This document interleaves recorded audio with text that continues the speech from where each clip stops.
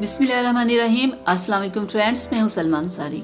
कैसे हो आप सब? उम्मीद करती हूँ आप सब ठीक होंगे, अल्लाह पाक की रहमत से खैरियत से होंगे। तो आज मैं अपने किचन में बना रही हूँ मटर गोश्त का सालन। तो मैं उम्मीद करती हूँ कि मेरी ये आज की रेसिपी आप लोगों को अच्छी लगेगी। और आज में मैं अपने मटर गोश्त में मैं बॉयल किए हुए अंडे भी शामिल करूँगी।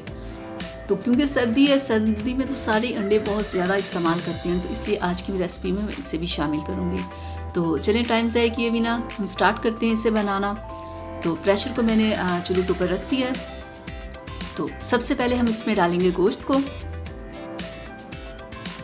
प्याज और सब्ज़ मिर्च और ये छोटी बड़ी इलायची और दालचीनी और ये अदरक लहसुन का पेस्ट। थोड़ा सा हम इसमें डाल देंगे पानी, नमक, रेड मिर्च का पाउडर, हल्दी पाउडर और ये कुटी हुई लाल मिर्च। तो अब हम इन तमाम चीज़ों को अच्छे से मिक्स कर देंगे, ठीक है। और प्रेशर हम लगाएंगे 10 से 15 मिनट के लिए, ताकि हमारा गोश्त अच्छे से गल जाए।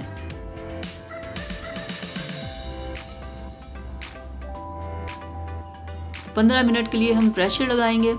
तो 15 मिनट हो गए। तो अब हम चेक कर लेते हैं कि क्या पोजीशन है हमारे गोश्त की। 15 मिनट हो गए हैं, अब हम चेक करते हैं।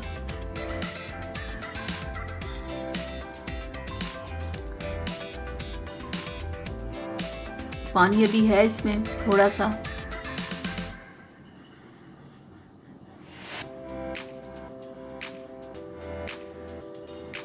गोश्त गल चुका है।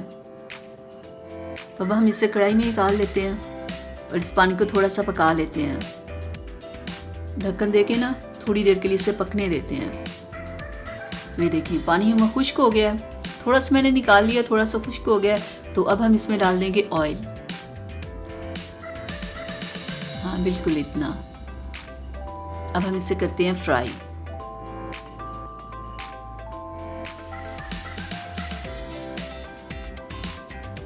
कुछ भी आप बनाओ, फ्राई करने से खाने का बहुत टेस्ट निकलता है।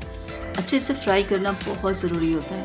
जब भी खाना बनाओ, दिल लगा के आप पकाओ तो उसका बहुत मज़ा बनता है। जल्दी जल्दी में खाने का कभी टेस्ट नहीं निकलता।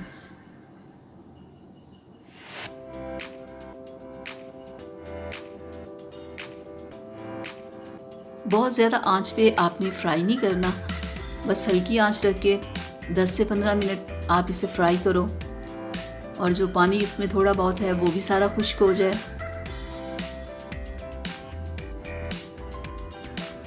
अब हम इसमें डाल लेंगे दही को।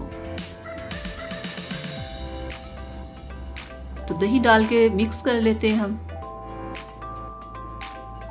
दही में भी काफ़ी पानी होता है। दही भी एक, देखिए दही डालिए तो लग रहा है जैसे 2 गिलास पानी डाल दिया है।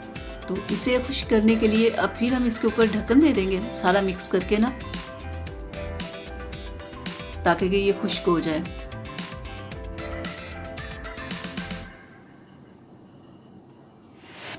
तो 5 से 7 मिनट के बाद हम चेक करेंगे। चलिए 5 से 7 मिनट हो गए, देख लेते हैं। ये देखिए खुश्क हो गया है। जब ऑयल ऐसे छोड़ देना सालन, तो समझ लें कि हाँ पानी खुश्क है।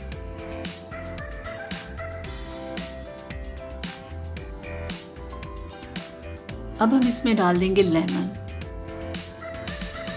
लेमन खाने का मज़ा बहुत दुबाला कर देता है। पूरा लेमन हम इसमें डालेंगे। अब हम फिर इसे फ्राई करेंगे।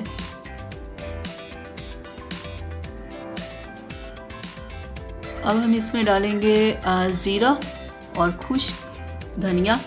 और अब हम इसमें डालेंगे थोड़ी सी ब्लैक मिर्च का पाउडर भी इसमें डालेंगे। हाँ, बिल्कुल इतना।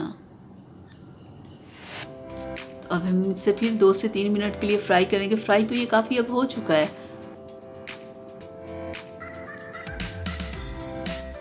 अब हम इसमें डाल देंगे मटरों को, ठीक है। तो मटर डाल के हम इसे फ्राई करेंगे। तो गोश्त को बॉयल किया था, थोड़ा सा शोरबा मैंने निकाल लिया था ना उसका पानी। तो वो ऐसे जब फ्राई करते हो सालन को, तो उसे साथ में ऐड करते जाएं। फिर सादा पानी तो ऐसे जो बॉयल किए गोश्त का पानी होता है ना, उसे ऐसे साथ में ना डालते जाएं। देखो यखनी होती है, उसे ज़ाया नहीं करना।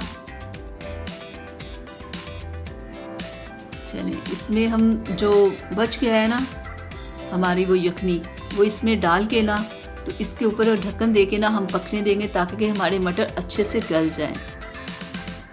5 से 7 मिनट के लिए हम इसे पकने देंगे। चलिए 5 से 7 मिनट हो गए, अब हम चेक करते हैं। अभी काफ़ी पानी है इसमें और इसमें हम सब्ज़ मिर्च भी डाल देंगे। ये देखें पानी काफ़ी खुश्क हो गया है, ये देखें ज़बरदस्त। इससे कम हमने शोरबा नहीं करना, ये बिल्कुल ग्रेवी सी है और हमें इतना ही चाहिए। तो अंडों को मैंने बॉईल करके रखा हुआ है, तो हम इसमें अंडे भी डाल देंगे। आप इसमें 4 से 5 अंडे भी डाल सकते हो, मैं सिर्फ 2 अंडे इसमें डाल रही हूँ।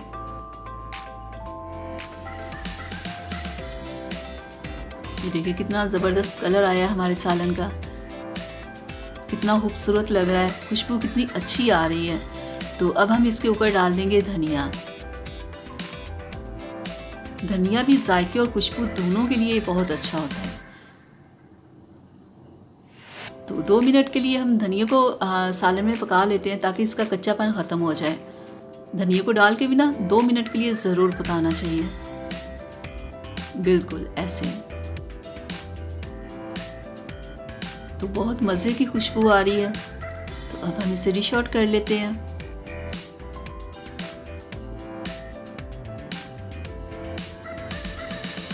तो ये ले जनाब, आज की हमारी रेसिपी तैयार है। बहुत मज़े का, बहुत ही ज़बरदस्त लग रहा है। जैसे ये देखने में अच्छा लग रहा है ना, ऐसे ही इसकी खुशबू भी बता रही है कि खाने में भी इतना ही मज़े का होगा। तो मैं उम्मीद करती हूँ कि मेरी आज की रेसिपी आप लोगों को अच्छी लगी होगी।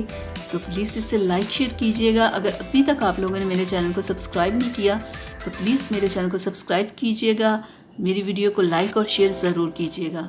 तो अब अपनी सलमा को इजाज़त दीजिएगा। अगली वीडियो तक के लिए अपना बहुत सारा ख्याल रखिएगा, मुझे अपनी दुआओं में याद रखिएगा।